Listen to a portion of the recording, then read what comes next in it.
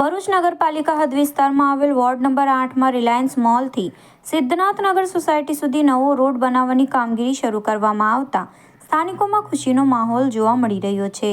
સ્થાનિક નગરસેવકોના પ્રયાસો તેમજ રાજ્ય સરકારની ગ્રાન્ટમાંથી અડધા કરોડ ઉપરાંતની રકમમાંથી પીસીસી અને સીસી રોડ બનાવવા માટેના કામનું આકાશગંગા સોસાયટી નજીક ખાતમુહૂર્ત પ્રસંગનું આયોજન કરવામાં આવ્યું હતું। આ પ્રસંગે ધારાસભ્ય રમેશ મિસ્ત્રીએ લોકોને જણાવ્યું હતું કે રોડની સાથે સાથે ગટર લાઇન તેમજ પાણીની લાઇનની કામગીરી પણ કરવામાં આવશે, જેથી આ રોડને નુકસાન નહીં થાય અને વર્ષો સુધી આ રોડ લોક ઉપયોગી બની રહેશે।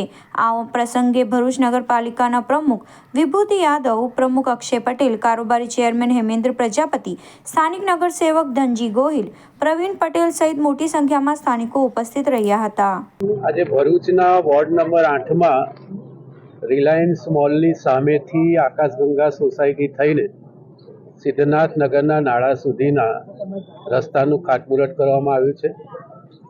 49 લાખ અને 66,000 રૂપિયાની અંદાજિત રકમ સાથેનું આ કામ છે।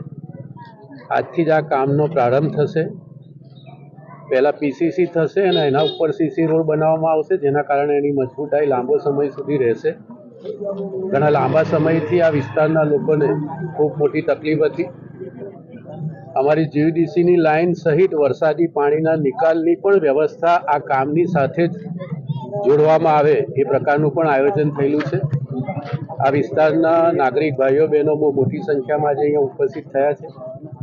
આ વિસ્તારમાં ભરૂચનો જે અંડરગ્રાઉન્ડ લાઇનનો પ્રોજેક્ટ છે એ પણ મેઇન લાઇન નખાઈ ગઈ છે। આ કામમાં રોડ બની એ પહેલાં આજુબાજુના બધા જ વિસ્તારના સોસાયટીના મોહલ્લાના લોકોને પણ ડોર ટુ ડોર જે કનેક્શન આપવાનું છે એ કામ પણ પૂર્ણ થશે।